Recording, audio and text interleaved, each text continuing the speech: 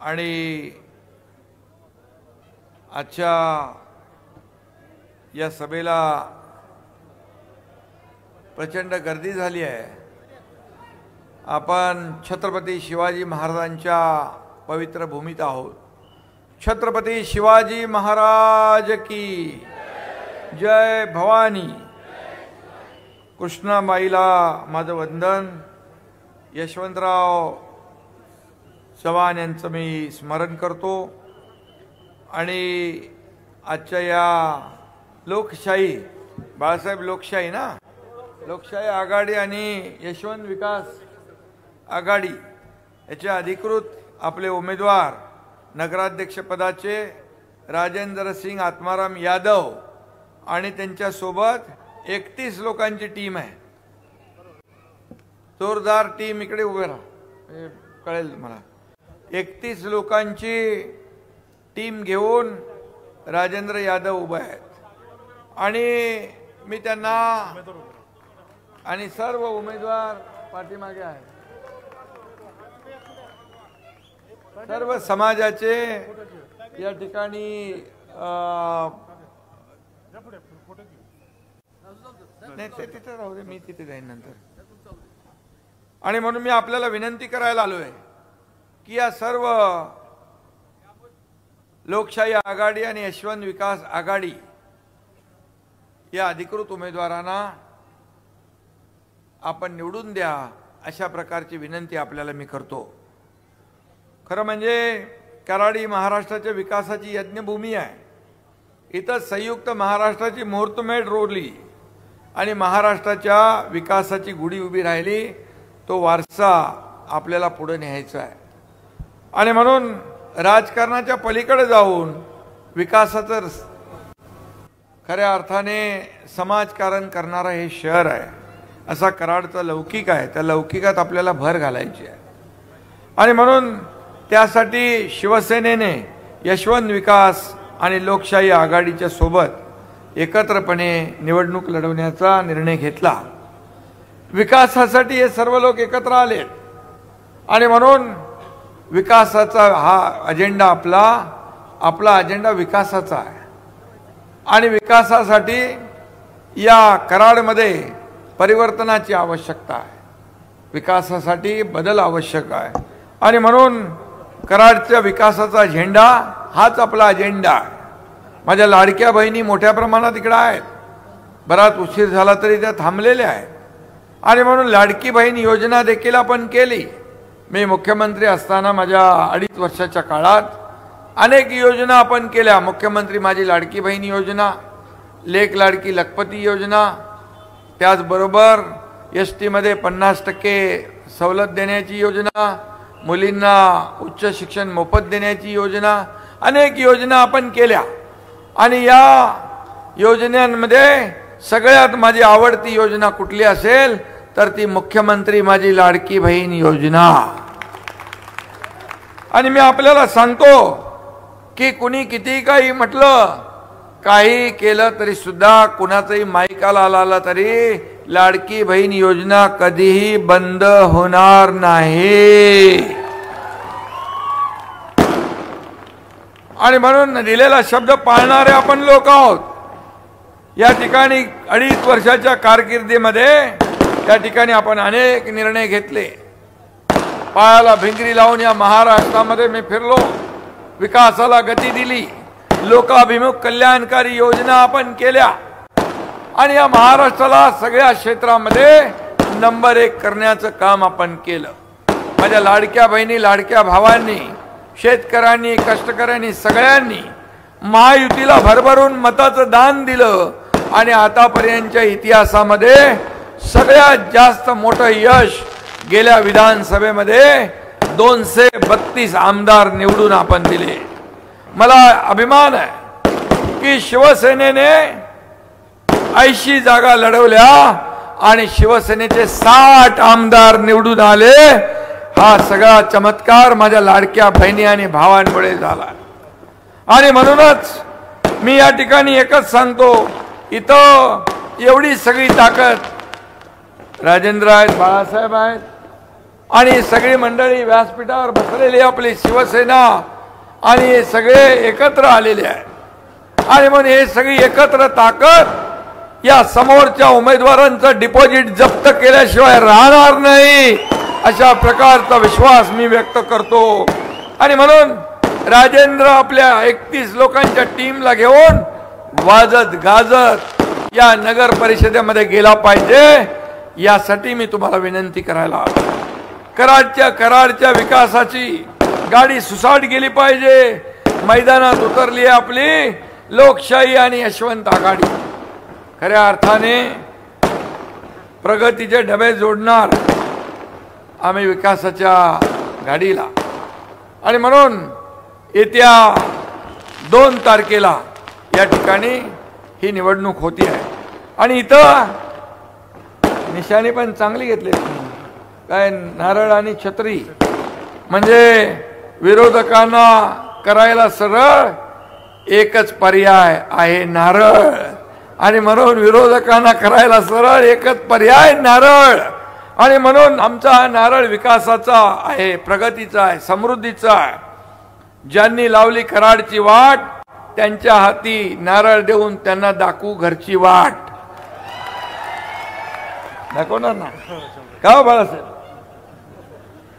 आणि म्हणून राजेंद्र सिंग खरं म्हणजे तुमची टीम घेऊन तुम्ही पुढे चला या नव्या कराडचे शिल्पकार म्हणून तुम्ही काम करा आणि त्याचबरोबर आपली छत्री पण आहे ना छत्री पण ऊन वारा पावसात आपल्याला साथ देते।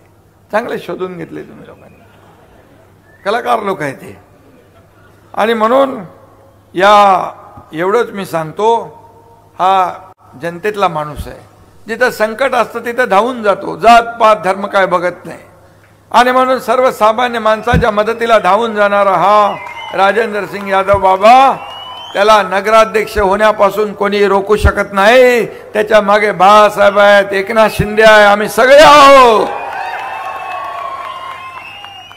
आणि मी आज बघितलं अनेक सभा आज नाही गेल्या अनेक दिवसापासून प्रचार करतोय महिलांची मोठ्या प्रमाणात संख्या आता उशीर झालाय तरी सुद्धा माझ्या लाडक्या बहिणी आहेत लाडके भाऊ पार तिथपर्यंत नजर पोचत नाही तिथपर्यंत आहेत आणि म्हणून ज्यांच्या खऱ्या अर्थाने ज्या सभेला महिला त्याचा मतपेटी नंबर पहिला हे गणित लक्षात ठेवा। हे विधानसभेत पाहिलं आपण ती जादू विधानसभेत पाहिली आहे ती जादू या कराडच्या नगरपालिकेमध्ये देखील दिसल्याशिवाय राहणार नाही आणि म्हणून हा विकासाचा झेंडा या कराड नगर परिषदेवर आपल्याला फडकवायचा आहे आणि म्हणून माझ्या लाडक्या बहिणी लाडके भाऊ या भागातले सर्व व्यापारी सर्व जातीपातीचे लोक यांना मी एवढंच सांगतो की खऱ्या अर्थाने हे नगर परिषद मध्ये नगर विकास विभागाच्या अखत्यारीत येणार सगळ्या गोष्टी आहेत आणि म्हणून तुम्हाला चांगले रस्ते पाहिजे तुम्हाला चांगलं पाणी पाहिजे भुयारी गटार योजना पाहिजे उद्यान पाहिजे मैदान पाहिजे आणि या ठिकाणी आरोग्याच्या सुविधा पाहिजे तर खऱ्या अर्थाने परिवर्तनाची गरज आहे।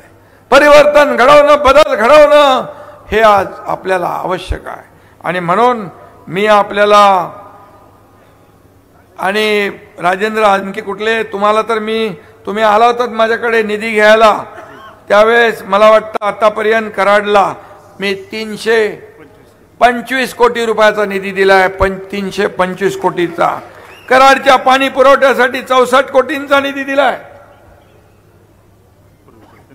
अच्छा ड्रेनेज व्यवस्थेसाठी 96 कोटी 28 लाख रुपयांचा निधी दिलाय। वैशिष्ट्यपूर्ण कामं आणि रस्ते यासाठी 158 कोटी रुपये दिलेत।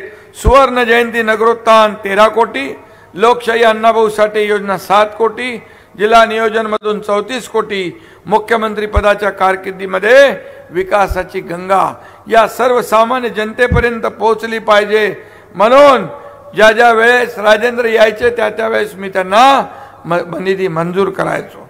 हे काय मी उपकार केले नाही ही माझी जबाबदारी आहे हे आपण केलंच पाहिजे। हा तुमचा पैसा आहे जनतेचा पैसा आहे हा जनतेसाठीच खर्च झाला पाहिजे अशा प्रकारची भूमिका माझी आहे आणि म्हणून त्यामुळे ही लढत कुणाच्याही आमची विरोधातली नाही, ही विकासाची लढाई आहे.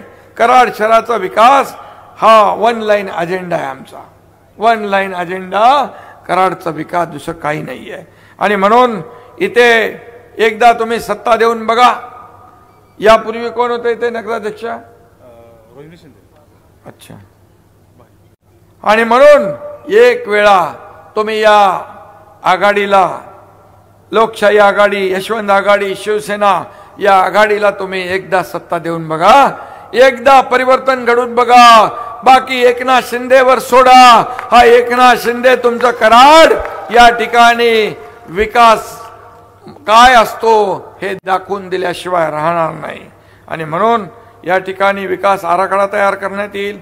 दत्त चौकात तुमची काय मागणी आहे? शिवतीर्थ विकसित करायचं आहे. झाले, आपण दिले 5 कोटीचे निधी. दिले का पैसे? ओके, झालेले आहेत. मग मी आता काय पाहिजे आणखी तुम्हाला ते सांगा. आणि म्हणून ऑलरेडी घेऊन आलाय बाबा राजेंद्र बाबा. आणि म्हणून मी आपल्याला वैशिष्ट्यपूर्ण योजनेमधून ही कामं करायची आहेत. स्वर्गीय यशवंतराव चव्हाण समाधी येथे प्रीती संगम बाग इथे मोकळ्या जागेत ऑडिओ विजन हॉल बांधणे, त्यासाठी पैसे पाहिजे. कर्मवीर भाऊराव पुतळा या ठिकाणी शॉपिंग सेंटर, पार्किंग इमारत बांधणे. कराड नगर परिषद मालकीच्या जागेत मार्केट बांधणे. नगर परिषद मालकीच्या शनिवार पेठेतील आरक्षण भरपूर आहे, ते सगळं वाचत नाही मी. किती पैसे आहेत हे सगळे? 40 कोटी आहेत. एकदम कमी आहेत, काय प्रॉब्लेम नाही. नगर विकासकडे भरपूर पैसे आहेत बाळासाहेब. आणि हा देणारा आहे, हा घेणारा नाही. हे देना बँक आहे, लेना बँक नाही. आणि मग दोन्ही हाताने आतापर्यंत देत आलोय. मुख्यमंत्री सहायता निधीमधून एकनाथ शिंदेने 450 कोटी रुपये दिले. 70,000 रुग्णांचे प्राण वाचले.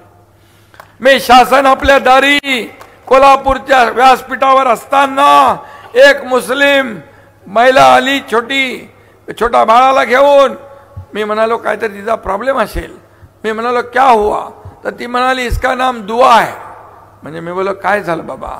तर म्हणाले आपने मुख्यमंत्री सहायता निधि में से 3 लाख रुपए दिए, इसके वजह से इसका ऑपरेशन हुआ और इसे मेरी छोटी बच्ची का जान बच गई, इसलिए मैं उसका नाम दुआ रख दिया. कोण कुठून आलं, काय आलं, माझ्याकडे आल्यानंतर मी ताबडतोब त्याच्यावर सही करून पैसे द्यायचे. हे लोकांचे पैसे आहेत. हे सर्वसामान्य लोकांच्या मदतीचे पैसे आहेत. एका मुलीने आत्महत्या केली शिक्षणासाठी. का केली? इंजिनिअरिंगचं शिक्षण घेत होती. माझ्या लाडक्या बहिणींना, भावांनो मी सांगतो ते ऐका, की वडील 50% फी भरायची होती वडिलांनी, म्हणजे पालकांनी. 50% सरकारने भरायची होती. पण 50% पण आपले वडील पैसे भरू शकत नाही. वडील आत्महत्या करतील म्हणून तिने स्वतः आत्महत्या केली. एक दुर्दैवी घटना. मनाला वेदना झाल्या, यातना झाल्या. रात्री 12:30-1 वाजता टीव्हीवर बातमी बघितल्यानंतर ठरवलं की सरकार हे सर्वसामान्यांचं आहे, गोरगरिबांचं आहे. आणि मग आपल्या राज्यात जर एक मुलगी शिक्षणासाठी आत्महत्या करत असेल तर ही सरकार, सत्ता काय कामाची? त्या दिवशी माझ्या लाडक्या भावांनो, बहिणींनो, तुमच्या एकनाथ शिंदेने निर्णय घेतला 50%च्या ऐवजी 100% फी मध्ये सवलत द्यायचा निर्णय घेतला. 100%. आज मुली उच्च शिक्षण घेत आहे. आणि म्हणून मी एवढंच सांगतो, मी जे बोलतो ते करतो. एकदा मी कमिटमेंट केल्यानंतर एक बार मैंने कमिटमेंट कर दी तो फिर मैं खुद की भी नहीं सुनता. आणि म्हणून जे आहे ते मोकळ्यापणाने करत असतो. जे होणार आहे तेच बोलतो, जे नाही होणार ते बोलत नाही. आणि म्हणूनच या ठिकाणी मी तुम्हाला एवढंच सांगतो, या 2 तारखेला शिवसेना प्रणित यशवंत विकास आघाडी, लोकशाही विकास आघाडी या आघाडीतल्या सगळ्या लोकांना आपण विजयी करा. ज्यांचा नारळ आहे, नारळ बरोबर फुटला पाहिजे. आणि काही लोकांना नारळ दिला पाहिजे, घरचा रस्ता दाखवला पाहिजे. आणि याचा परिवर्तन कराडचं झालं पाहिजे. कराड शहर हे ऐतिहासिक शहर आहे आणि म्हणून मला अभिमान आहे, या सातारा जिल्ह्यात माझा जन्म झाला. या जन्मभूमीमध्ये मी आल्यानंतर एक वेगळा आनंद मला मिळतो, एक वेगळे आपल्या मातीतली माणसं मिळतात. आणि म्हणून या सातारा जिल्ह्यामध्ये जेवढं काही काम करता येईल तेवढं मी करणार. मी स्वतःला भाग्यवान समजेन. या कराड शाती जेवढं काही करता येईल तेवढं आपण करू. माझ्याकडे जे जे विभाग आहेत त्या नगर विकास विभाग, खरं म्हणजे नगरपालिका म्हणजे नगर विकास विभाग, आणि नगर विकास विभागाच्या माध्यमातून ज्या ज्या काही सोयी सुविधा आहेत त्या दिल्या जातील हा विश्वास या ठिकाणी आपल्याला देतो. आणि पुन्हा एकदा या ठिकाणी काय नाईट लँडिंग काय हा विमानतळाचं आपण हे करतोय ना, नाईट लँडिंग आणि इतर मोठे त्याला जे काय आणखी आपल्याला वाढवायचं आहे ते, आणि म्हणून ते फार वर्षापासूनचं रखडलेलं काम आहे आणि म्हणून तेही देखील आपण करतोय. मी आपल्याला येत्या 2 तारखेला सगळ्या लाडक्या बहीण भावांना ज्येष्ठांना विनंती करतो की निशाणी नारळ बघा, निशाणी छत्री बघा आणि कराडचं परिवर्तन करा आणि या ठिकाणी परिवर्तनाचा विकासाचा झेंडा फडकवा. धन्यवाद. जय हिंद, जय महाराष्ट्र.